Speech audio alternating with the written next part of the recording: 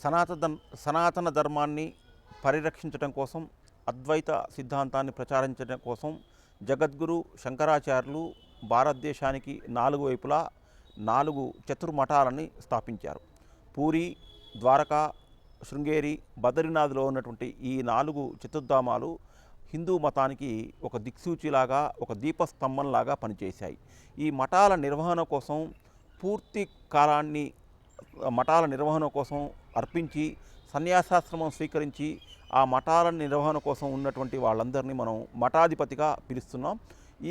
ఈ క్రమంలో శృంగేరి పీఠానికి 12వ పీఠాధిపతిగా ఉన్నటువంటి శ్రీ విద్యారణ్య స్వామి వారు ప్రత్యేకించి కేవలం సంస్కృతి సంప్రదాయాలే కాకుండా హిందూ సమాజాన్ని స్థాపించాలనేటువంటి ఉద్దేశంతో హరిహర రాయలు, బుక్కరాయలు అనేటువంటి వారితోన హిందూ సామ్రాజ్యాన్ని స్థాపించారు. ఆ హిందూ సామ్రాజ్యాన్ని పరిరక్షించడం కోసం వారు హంపీలో విద్యారణ్య స్వామి పీఠాన్ని స్థాపించారు. ఆ పీఠానికి ప్రస్తుతం అధిపతిగా ఉన్నటువంటి శ్రీ విద్యారణ్య భారతీ స్వామివారు మనతో ఉన్నారు.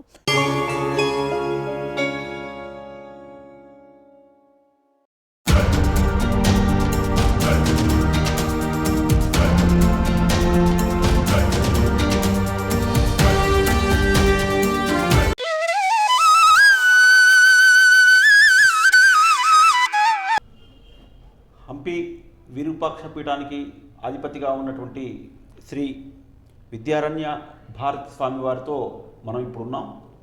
ఇది స్వామివారితో కొద్దిసేపు ముచ్చటించేటువంటి అవకాశం మన V39కి దొరికింది. ఇది మన పూర్వజన్మ సుకృతంగా భావిస్తున్నాం. ధర్మానికి సంబంధించినటువంటి సమాజంలో ఉన్నటువంటి కొన్ని అనుమానాలని నివృత్తి చేసుకోవడమే కాకుండా అనేక విషయాల్ని మనం స్వామీజీ యొక్క అమృత వాక్కుల నుంచి తెలుసుకునేటువంటి ప్రయత్నం చేద్దాం. స్వామీజీ నమస్కారం, ఆశీర్వాదములు. మొట్టమొదటి స్వామీజీ, మనకు సమాజంలో ఇప్పుడున్నటువంటి ఈ కలియుగంలో ప్రజలందరూ కూడా ఉన్నది ఒకటే జీవితం. ఈ జీవితంలోనే మనం అనుభవించాల్సినటువంటిదంతా కూడా ఏదైనా అనుభవించాల్సినటువంటిది ఇప్పుడే అనుభవిస్తాం. పూర్వజన్మ ఉంటుందో లేదో తెలియదు. దానికోసం అధర్మానికైనా కూడా పెద్దపీట వేసేటువంటి ప్రయత్నానికి కూడా ఏమాత్రం సంకోచం లేకుండా ముందుకు వెళ్తున్నటువంటి వాళ్ళు ఎక్కువ మందిని మనం చూస్తున్నాం.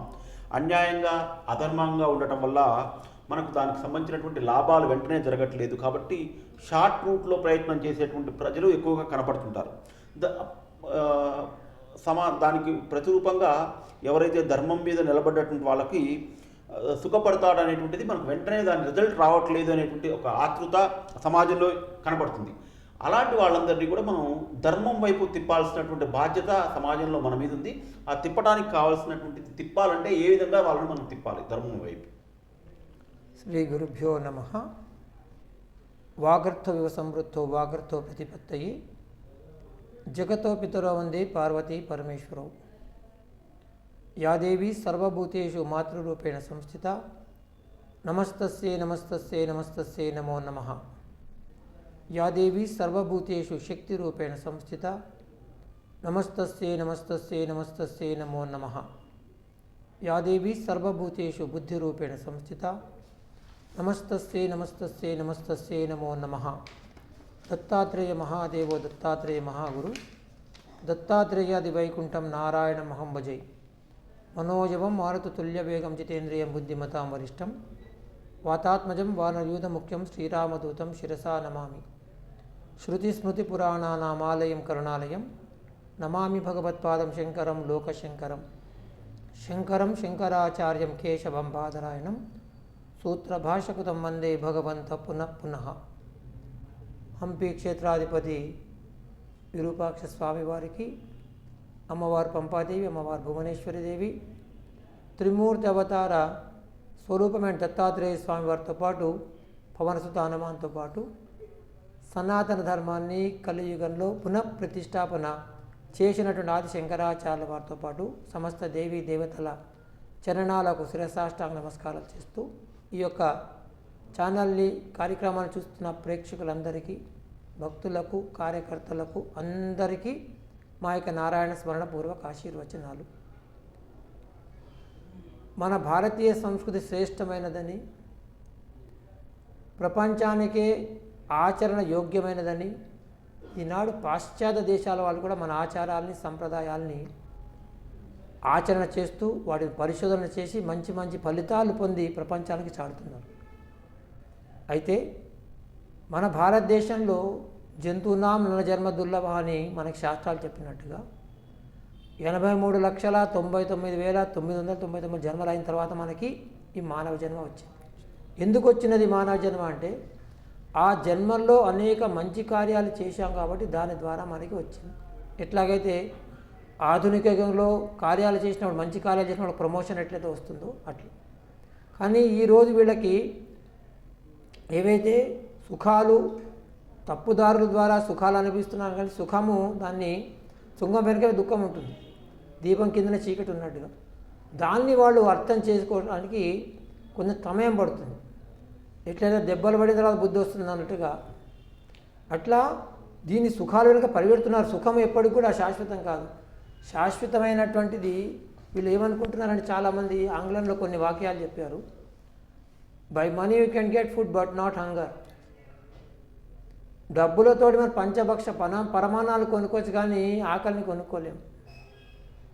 By money you can get books and library but not knowledge and wisdom.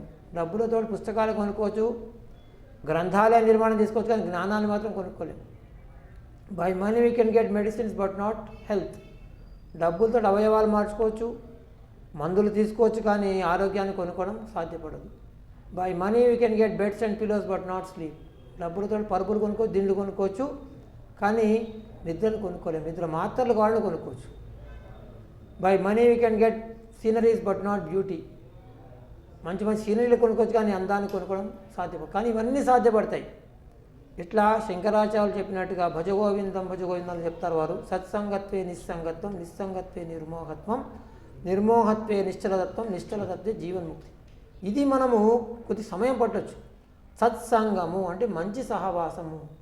ఉదయం లేచినప్పటి రాత్రి వరకు మనము సత్సంగం, ప్రతిదానికి ఆహారం కావచ్చు, తాగే పదార్థాలు కావచ్చు, మళ్ళీ మనం ఉండేటువంటి మన సర్కిల్లో కావచ్చు, అది సత్సంగం చేసినట్టు తప్పకుండా మనకి లభిస్తుంది. కానీ ఈ సుఖాల వెనుక పరిగెట్టినట్టు దుఃఖం ఉంటుందని తెలియక పరిగెత్తి ఏమవుతున్నారు, చివరికి పతనం అవుతున్నారు. అప్పుడు వాళ్ళు బాధపడి లాభం లేకుండా చాలా అవుతుంది. అందుకని ఏదున్నప్పుడు కూడా మనకి మన ఋషువులు మనకి ఏదైతే ఉదయం లేచిన రాత్రి వరకు ఇచ్చినటువంటి ఆచారాలు చిన్న చిన్న విషయాలే.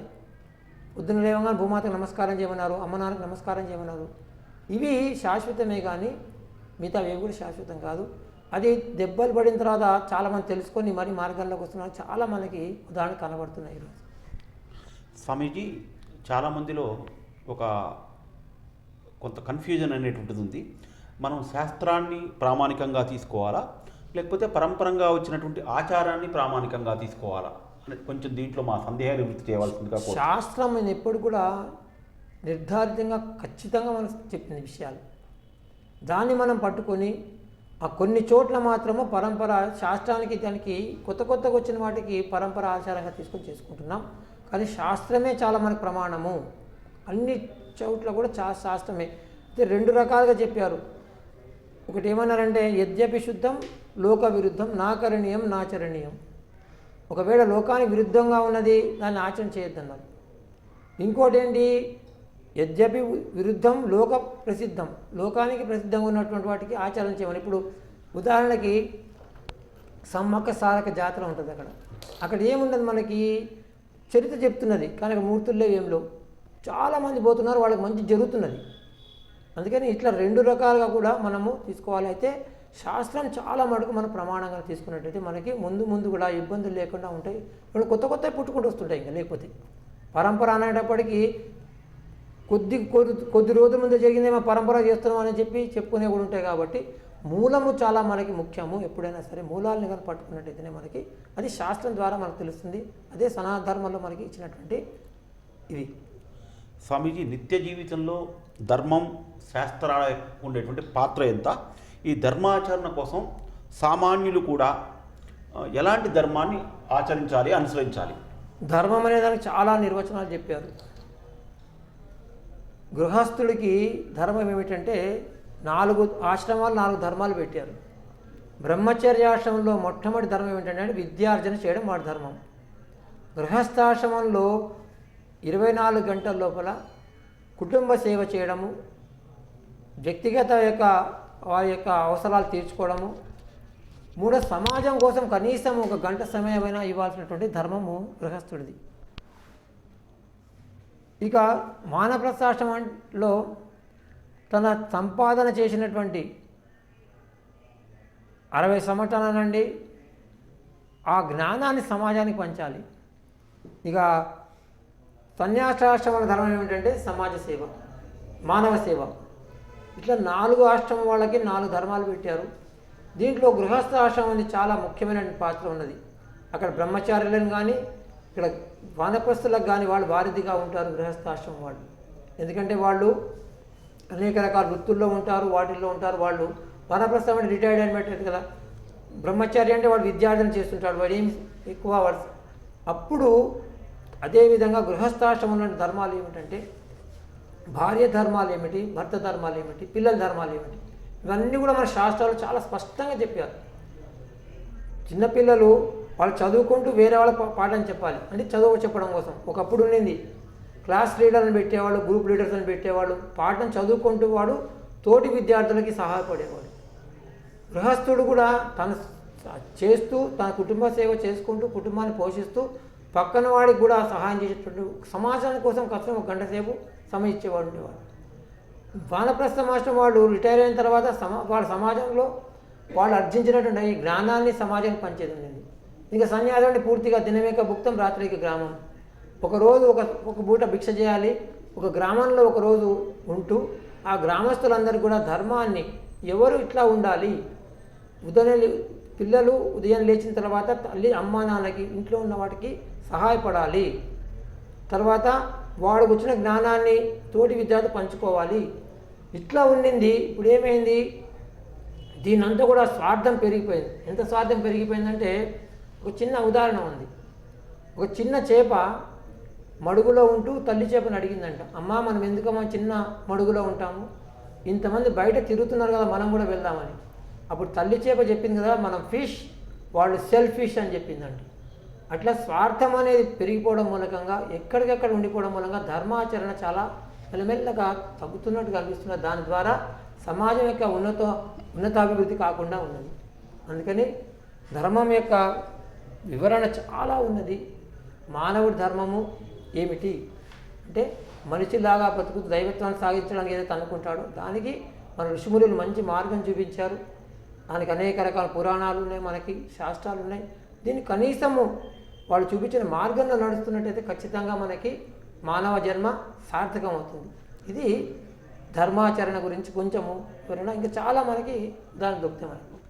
స్వామీజీ, ఆధునిక కాలంలో ఈ మారుతున్నటువంటి జీవన పరిస్థితుల్లో ధర్మాచరణకు మనకు ఎదురవుతున్నటువంటి సవాళ్ళు ఏంటి, ఆ సవాల్ని మనం అధిగమించడానికి మీరిచ్చేటువంటి సూచనలు స్వామీజీ?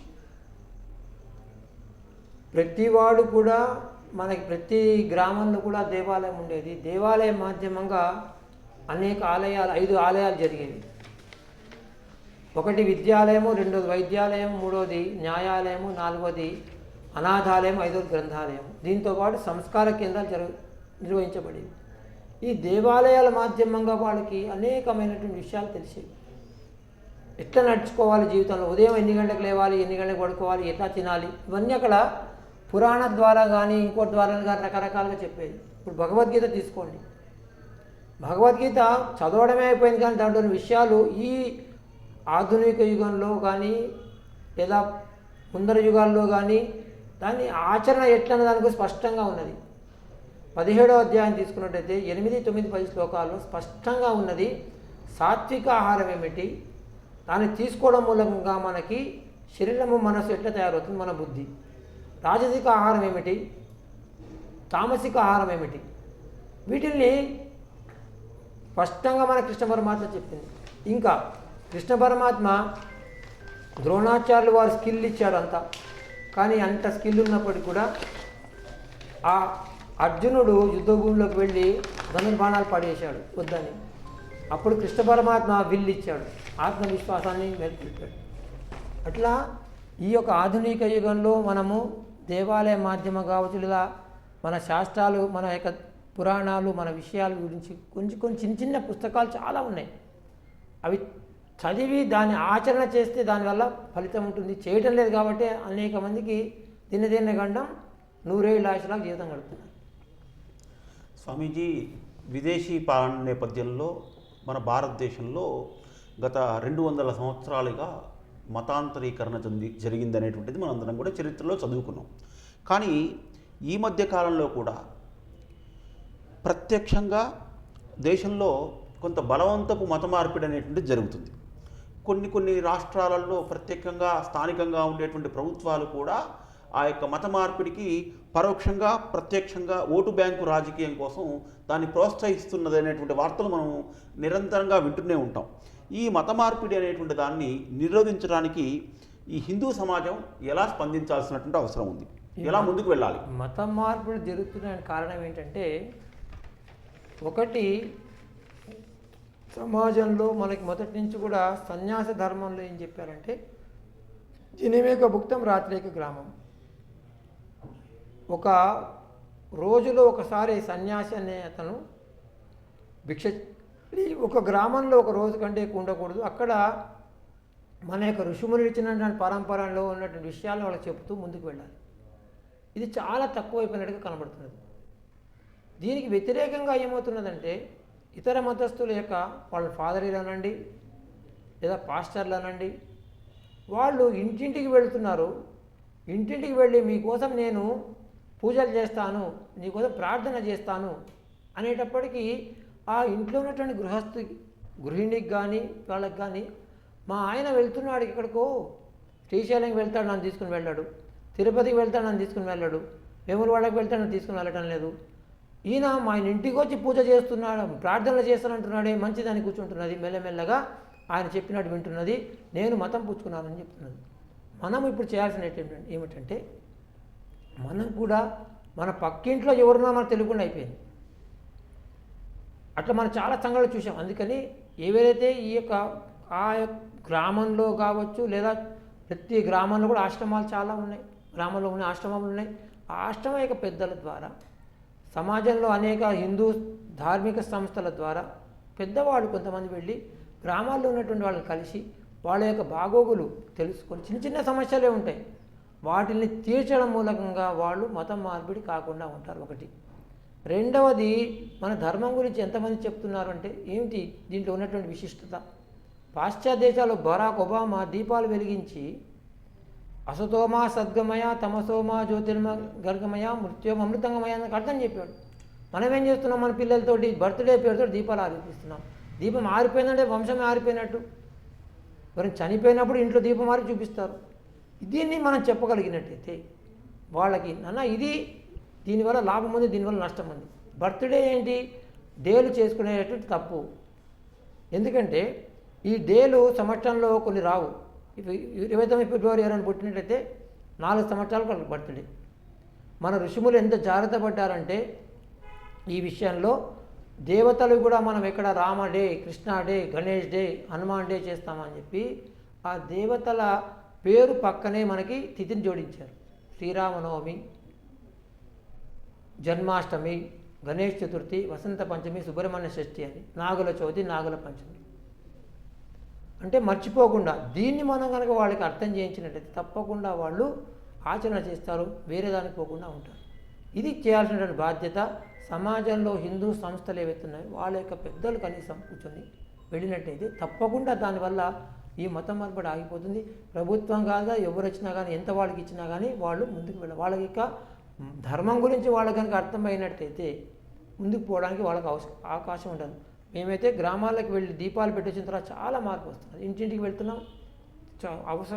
అవకాశం ఉన్న స్థలాల్లో మొన్న ఆళ్ళగడ్డ దగ్గర అహోబిలంలో చెంచులు గ్రామానికి వెళ్ళాం, ఇల్లులకు వెళ్ళాం, దీపాలు పెట్టొచ్చాం. వాళ్ళ సంతోషం ఏంది, వాళ్ళు ఇంకా ఎందుకు పోతారు బయటికి, మనం పోవడం లేదు కాబట్టి వాళ్ళు వస్తున్నారు కాబట్టి అందరు పోతున్నారు. మనం పోయే ఒక పద్ధతిని మనం అలవాటు చేసుకున్నట్టు ఖచ్చితంగా ఈ మతం మార్పులు అనేది జరగకుండా ఉంటాయి. స్వామీజీ, దీనికి సంబంధించినటువంటిది ఇంకొక ప్రశ్న. సరే, కారణాలు ఏమైనా కొంతమంది తెలిసి తెలియక అమాయకత్వంతో మతం మారుతున్నారు అనేటువంటిది మనందరం కూడా అంగీకరించాల్సినటువంటి విషయం. పొరపాటున ఎవరైనా మతం మారి తిరిగి స్వధర్మంలోకి రావాలి అనుకున్నటువంటి వాళ్ళకుంటే మనం అలాంటి వాళ్ళని ఎట్లా చైతన్యపరచాలి, మన సమాజంలో తీసుకురావాల్సినటువంటి మార్పులు ఏంటి? వాళ్ళకి కనుక 5% అట్లా నిప్పు 5% ఉంటే మంట చేయవచ్చు. అట్లనే వాళ్ళకి పునః ధర్మంలోకి రావాలంటే ఈ యొక్క ఏదైతే ఈ యొక్క మఠం విద్యారణ్యుల వారే 1336లో హరిహర బుక్కరాయల్ని మతం మార్పిడి చేసినప్పుడు మళ్ళీ తిరిగి మన ధర్మంలోకి తీసుకొని వాళ్ళ ద్వారానే సామ్రాజ్యాన్ని స్థాపన చేశారు. అట్లాంటి మఠంలో మేము కూడా చాలా చోట్ల జరిగినప్పుడు వాళ్ళు వస్తానన్నప్పుడు తప్పకుండా వాళ్ళకి హోమం చేయించి వాళ్ళు మన ధర్మంలోకి తీసుకొని వాళ్ళకి ఏదో ఒక వృత్తిలో వాళ్ళకైతే నైపుణ్యం అవుతున్నదో చేస్తున్నారో, లేదా ఉద్యోగం చేస్తున్న వాళ్ళకి ఉద్యోగం చేయించి వాళ్ళకి మామూలుగా మన జీవన స్రవంతిలో మార్గం కల్పిస్తున్నాం. అట్లా కూడా చాలా జరుగుతున్నాయి. ఇంకా అధికంగా జరగాల్సినటువంటి చాలా ఉన్నాయి. రెండవది, ఇది జరిగిన తర్వాత వాళ్ళని ఫాలో అప్ చేసేవాళ్ళు చాలా తక్కువ అయిపోయారు. దాని ద్వారా తిరిగి వాళ్ళకి వెళ్ళడానికి అవకాశం ఉంటున్నది. వాళ్ళని తప్పకుండా వాళ్ళ దగ్గర వెళుతూ వస్తున్నట్టయితే, సంపర్కం పెంచుకున్నట్టయితే తప్పకుండా దీన్ని మనము మరి వెళ్ళిపోయిన వాళ్ళని తిరిగి మన ధర్మంలోకి తీసుకోవచ్చు. స్వామీజీ, ఈ ధర్మ ప్రచారానికి సామాజిక సేవ కోసం మన హంపి విరూపాక్ష మహాసన్నిధానం ఏ విధమైనటువంటి ప్రయత్నాలు చేస్తుంది? కొంచెం మా ప్రేక్షకుల కోసం వివరిస్తారా? హంపి క్షేత్రంగా మనము అక్కడ కార్యక్రమాలు ఏమిటంటే, ఎందుకంటే మాది మొత్తం కూడా యునెస్కోకి సంబంధించినటువంటి వరల్డ్ హెరిటేజ్ సైట్ కాబట్టి అక్కడ కట్టడాలు కానీ వేరే ఏమి చేయడానికి అవకాశం లేదు. కాబట్టి చుట్టుపక్కల గ్రామాల్లో వైద్య శిబిరాలు నిర్వహిస్తున్నాం. డాక్టర్లు వస్తారు, మనకి పక్కనటువంటి రాజ్యమైనటువంటి ఆంధ్ర నుంచి, కర్నూలు నుంచి డాక్టర్లు వస్తారు, గుల్బర్గా నుంచి వస్తారు. వాళ్ళ ద్వారా గ్రామాల లోపలికి వెళ్ళి అక్కడ వైద్య సేవలు అందిస్తున్నాం ఒకటి. రెండవది, అక్షరాభ్యాస కార్యక్రమము పిల్లలకి గ్రామాల్లోకి వెళ్ళి చేయడం ఒకటి. జ్యోతి ప్రజ్వలన కార్యక్రమము, ఇవి సాధారణంగా చేస్తున్నాం. కొన్ని చోట్ల పుస్తకాలు కూడా, నోట్ పుస్తకాలు కూడా పంచడం జరుగుతున్నది. అదేవిధంగా హంపిలో ఉన్నటువంటి మన ప్రభుత్వ పాఠశాల పిల్లలకి ప్రతి సంవత్సరం కూడా 1, 2 ఎవరైతే ర్యాంకులు వచ్చిన వాళ్ళకి పురస్కారం కూడా వాళ్ళకి ఇవ్వడం జరుగుతున్నది. ఇది కొన్ని సేవా కార్యక్రమాలు. దీని తర్వాత బయట కూడా మెల్లగా వీటిల్ని ప్రచారం చేయాలని చెప్పి చెప్తున్నాము. అక్కడక్కడ చేస్తున్నారు. గుంతకల్లో ఆ నలుగురు సేవ అని చెప్పి ఒక సంస్థ మన యొక్క మఠంకి అనుబంధంగానే చేస్తున్నారు. వాళ్ళు మొన్న కోవిడ్లో చాలా అద్భుతమైనటువంటి కార్యక్రమాలు చేయడం మూలకంగా ఏమిటంటే, ఏ రోగి దగ్గరికి అయితే డాక్టర్లు పీపీఈ కిట్ వేసుకొని కూడా పోలేనటువంటి పరిస్థితులు ఉన్న వాళ్ళ దగ్గర కూడా వెళ్ళి మన కార్యకర్తలు వాళ్ళకి సేవ చేయడం జరిగింది. ఒకవేళ కనుక వాళ్ళు శరీరాన్ని వదిలిపెట్టినట్టయితే ఆ శరీరాన్ని కూడా తీసుకెళ్ళి వాళ్ళకి అంత్యక్రియలు చేయడం కూడా జరిగింది. దీన్ని చూసి ఎస్పీ, కలెక్టర్ ఇద్దరు కూడా వాళ్ళని పిలిచి సన్మానం చేసినటువంటిది ఉంది. బ్లడ్ క్యాంపులు నిర్వహించడం మూలకంగా అక్కడ మొన్ననే రీసెంట్గా పోయిన సంవత్సరం జూలైలో మేము కూడా అక్కడ రక్తదానం చేశాం. ముఖ్యంగా మహిళల కోసము నేను ఒకటే చెప్పాను, మహిళలకే ఈనాడు చాలా రక్తం అవసరం. కానీ వాళ్ళు ఎంతమంది సిద్ధమవుతున్నారు రక్తం ఇవ్వడానికంటే చాలా తక్కువ. అందుకని కేవలం మహిళల కోసమే రక్తదాన శిబిరం పెట్టినప్పుడు అందరూ ఇదే ప్రశ్న వేశారు, వీళ్ళకి వాళ్ళు ఎందుకు ఇస్తారండి, వాళ్ళకి రక్తం తక్కువ కదా అని. కానీ ఆశ్చర్యం ఏమిటంటే దాదాపు 100 మంది మహిళలు పాల్గొన్నారు. దాంట్లో ఒక 20 మంది రిజెక్ట్ అయ్యారు. వాళ్ళ యొక్క వయస్సుకి తగ్గ బరువు లేదన్నట్టుగా. ఇంకోటి మిగతా 70 మంది ఇవ్వడం మూలకంగా అద్భుతమైనటువంటి ఒక ఏర్పడింది. దానికంటే ముందరే ఈ రక్తచనా శిబిరాలు 4 చేసినప్పుడు 2 సార్లు మేము రక్తం ఇవ్వడం జరిగింది. అక్కడ ఇంకొక 10 సంవత్సరాలైనా కానీ బ్లడ్ బ్యాంక్ రాదు అనుకున్న వాళ్ళు కాస్త ఆ బ్లడ్ బ్యాంక్ కూడా పూర్తి స్థాయిలో అక్కడ ఏర్పడడం జరిగింది.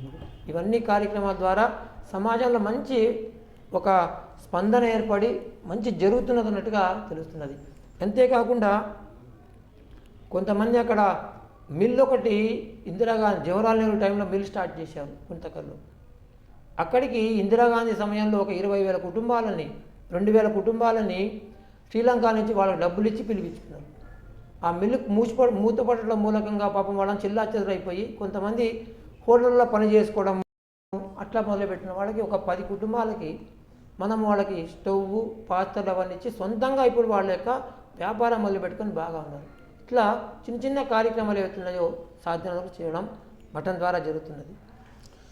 స్వామీజీ, గోవు మహాలక్ష్మికి కోటి దండాలు. మనం గోవు సమస్త విశ్వానికి తల్లి లాంటిది అనేటువంటిది మనకు అనూచానంగా చెప్తున్నటువంటి విషయం. ఈ గోవు మాధ్యమంగా మీరు చేసేటువంటి కార్యక్రమాలను కొంచెం మా కోసం, మా ప్రేక్షకుల కోసం వివరించేటువంటి ప్రయత్నం. గోమాత ద్వారా గ్రామ వికాసం, రైతు వికాసం, గ్రామ వికాసం, దేశ వికాసం, ఇది ఒక స్లోగన్గా పెట్టుకొని నినాదంగా పెట్టుకొని హంపి లోపల ఈ యొక్క ప్రకృతికి దగ్గరగా ఉన్న వ్యవసాయం ఏదైతే అంటామో దానికి శ్రీవారు అంటారు, రకరకాల పేర్లు పెడుతున్నారు. అట్లా కాకుండా ఏది మనం పండించినా సమాజంలో ఉన్నటువంటి వ్యక్తికి అది ఆరోగ్యాన్ని చేకూర్చాలి. ఈరోజు డాక్టర్లకి అర్థం కాని రోగాలు చాలా ఉంటున్నాయి. కారణం ఏంటంటే రైతులు వేసే యొక్క క్రిమికీటక మందులు కావచ్చు, లేదా ఇంకేమైనా కావచ్చు, దాని ద్వారా అనేక సమస్యలు వస్తున్నాయి. పంజాబ్ నుంచి రోజు ఒక రైలు వెళ్తుంది బికానేర్కి, అంటే రాజస్థాన్కి. దాంట్లో 100 మంది క్యాన్సర్ పేషెంట్లు ఉంటారు. దాని పేరే క్యాన్సర్ ట్రైన్ అని పెట్టారు. అంటే ఎంత మందులు వాడుతుంటే వాళ్ళకి క్యాన్సర్ జబ్బులు రావడానికి అవకాశం ఉంది. అట్లా ఇది కాకుండా కర్త కారక సేవ ప్రేరక అనుమోదక అని నలుగురికి సమభాగం ఉంటుందంట. మనం పండించే పంట కావచ్చు, మనము గోమాతని తీసే క్షీరం కావచ్చు, నెయ్యి కావచ్చు, వెన్న కావచ్చు, ఇవన్నీ కూడా ఆరోగ్యంగా ఉండాలంటే అవి ప్రకృతికి సహజంగా జీవించాలి. దానికోసమని 3 కిలోల వడ్లతోటి వేరే యొక్క భూమిలో ఎంత పండిస్తే అంత పండించడానికి ప్రయత్నం చేస్తున్నాము.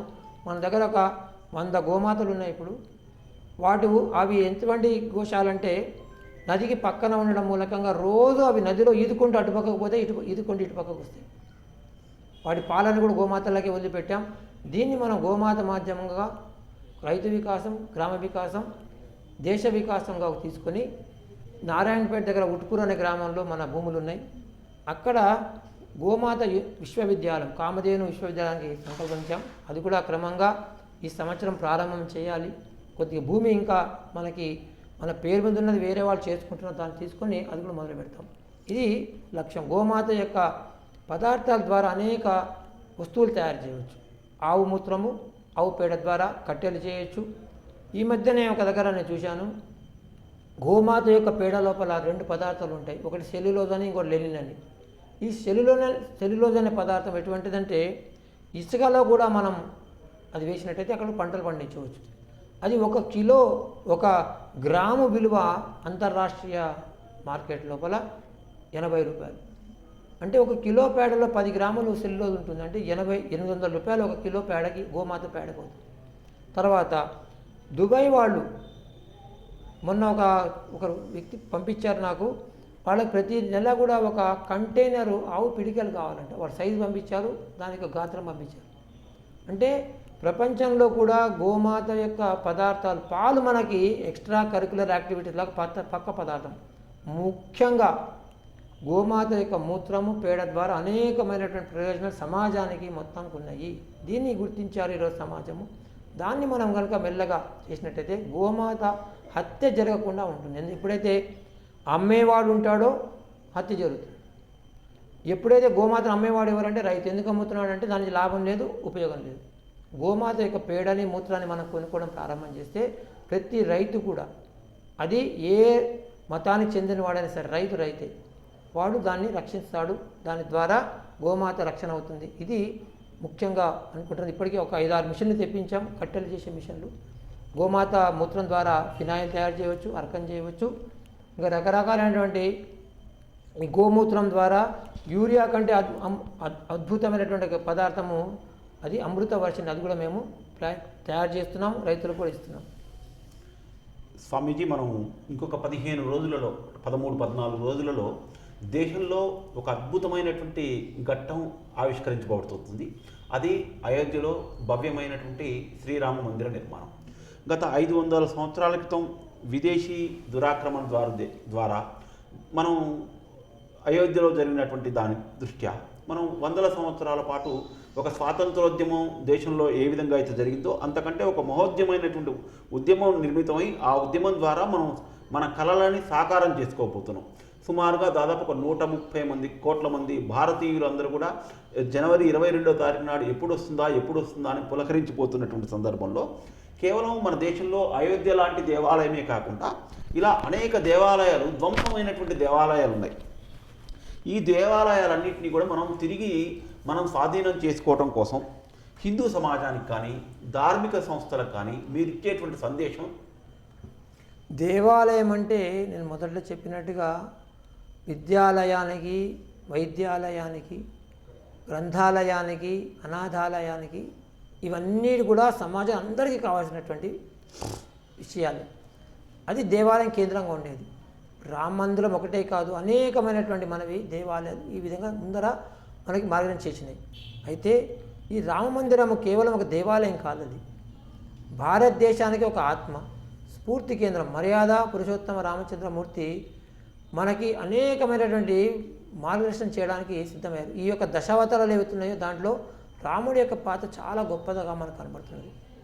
అట్లా ఈ రామ మందిరం ద్వారా అనేక మందికి అక్కడ అనేక రకాలుగా వాళ్ళకి ఉత్పాదన కానీ ఇంకోటి కానీ జరుగుతున్నది ఒకటి. రెండవది, రామమందిరం నిర్మాణం తర్వాత అది ఒక స్ఫూర్తి కేంద్రం, మానవ యొక్క సర్వాంగీణ వికాసం కోసం తోడ్పడే ఒక కేంద్రంగా తయారవుతున్నది. ఇది కావాల్సింది. కేవలము దేవాలయం అంటే పూజలో పునస్కారాలు చేసుకోవడం కాదు. దేవాలయం అంటే సర్వాంగీణ వికాసం కోసం ఉండేటువంటి కేంద్రం. అది దేవాలయంలో ఇప్పుడు ఆధ్యాత్మికం అని చెప్తున్నారు. ఆధ్యాత్మికం అంటే చాలామందికి ఒక కల్పన ఏమిటంటే పూజలు చేసుకోవడము, నోములు నోచుకోవడము, వ్రతాలు పట్టుకోవడము, దీక్షలు తీసుకోవడము, అర్చన చేయడము, అభిషేకాలు చేయడం, ఇంతవరకు మాత్రమే మిగిలిపోయారు. కానీ ఇది కేవలం 25% మాత్రమే. 75% ఈ సృష్టిలో ఉన్న సమస్త జీవరాశులకి మనసా వాచా కర్మణ మంచి చేయడమే ఆధ్యాత్మికం. అందుకనే మన శాస్త్రాలు కూడా ఏం చెప్పినాయి? సర్వే జన సుఖినో భవంతు అన్నాయి, సమస్త సన్మంగళాని భవంతు అన్నాయి. అంటే ఏమిటి అర్థము? ఇదే కారణం, అన్ని జీవరాశులకి మంచి చేయడమే. ఈ రామమందిరంతో పాటు ఇంకా ఏవైతే మనకు దేవాలయాలు వేరే మతస్థుల ద్వారా ధ్వంసం చేయబడ్డాయో వాటిని కూడా క్రమక్రమంగా అక్కడ వాళ్ళు పూనుకొని దాన్ని జీర్ణోద్ధరణ చేసినట్టయితే అద్భుతమైన ఒక శక్తి వస్తుంది. దాని ద్వారా ఇప్పుడు వైద్యం అంటున్నాం. వైద్యం కేవలం హిందువుల కోసమే చేస్తున్నదా?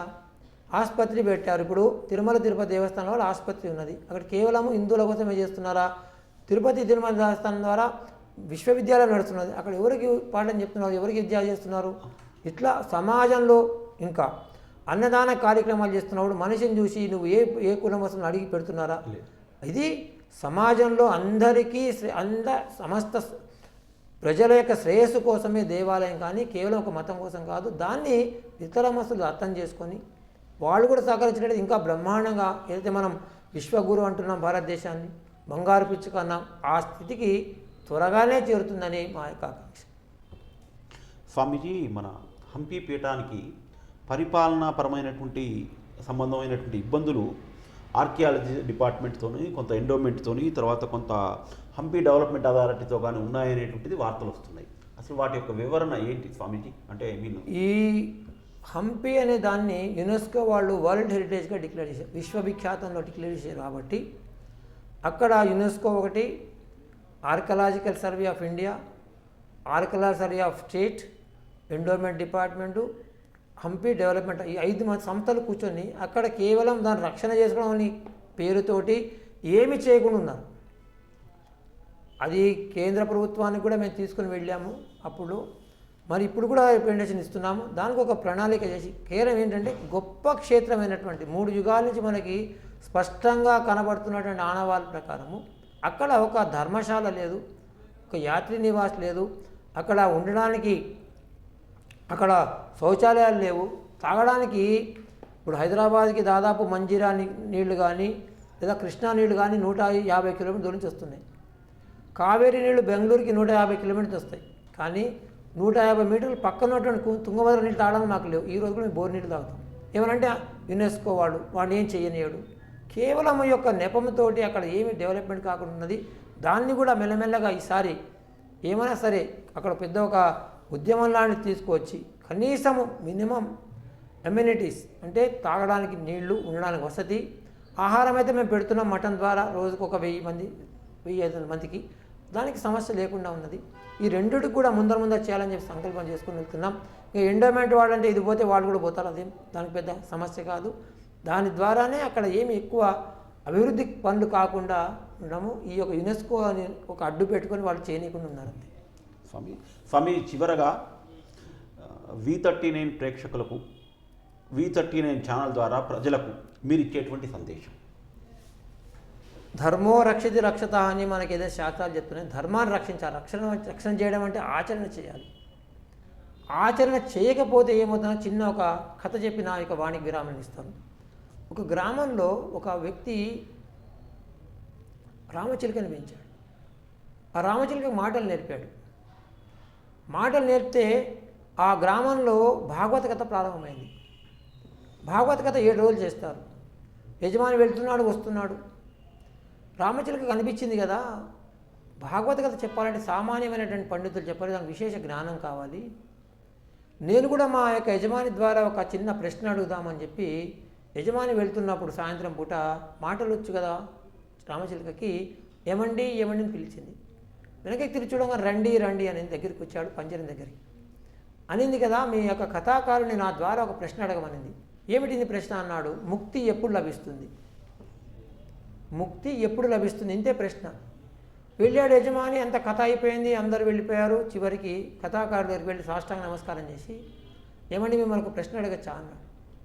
ఏమిటి నీ ప్రశ్న అన్నాడు కథాకారుడు. నేను ఒక రామచిలుకని పెంచానండి, దానికి మాటలు నేర్పానండి, అది మిమ్మల్ని ఒక ప్రశ్న అడగమనింది. ఏమిటి ప్రశ్న? ముక్తి ఎప్పుడు లభిస్తుంది? ఎప్పుడైతే ఈ మాటలు కథాకారుడు చెవులు పడ్డాయో కింద పడిపోయాడు, స్పృహ తప్పి. ఏమిటిది ఇట్లా పడిపోయాడని చెప్పి పరిగెత్తుకుని ఇంటికి వెళ్ళిపోయాడు యజమాని.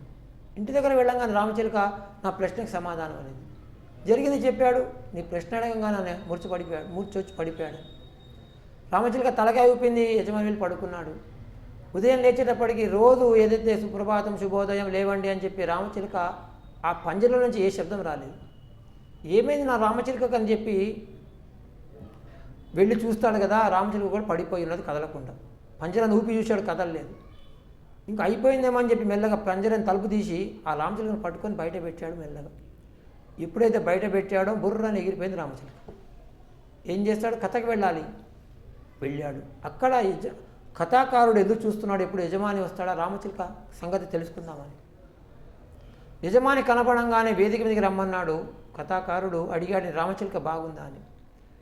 ఈ రామచిలుకకి ఏమైందంటే, నాకు ఏం చెప్పమంటారండి, రామచిలుక ఇంకెక్కడ రామచిలుక, రాత్రి మీరు చెప్పినటువంటి మిమ్మల్ని అడిగినప్పుడు మీరు కింద పడిపోయారు, అదే విషయం వెళ్ళి రామచిలుకకి చెప్పాను, పొద్దున్న అది కూడా పడిపోయి ఉంది, కదలటం లేదు, అయిపోయిందని బయట పెట్టగానే బుర్ర ఎగిరిపోయిందండి అన్నాడు. అప్పుడు ఆ కథాకారుడు చెప్పాడు కదా, చూడండి రామచిలుక నా ద్వారా నేను చేసినటువంటిది యజమాని ద్వారా తెలుసుకొని ఆచరణ చేసింది కాబట్టి దానికి ముక్తి లభించింది. మీరందరూ వింటున్నారు, చేయటం లేదు కాబట్టి మీరందరూ ఇక్కడే ఉన్నారని చెప్పడం.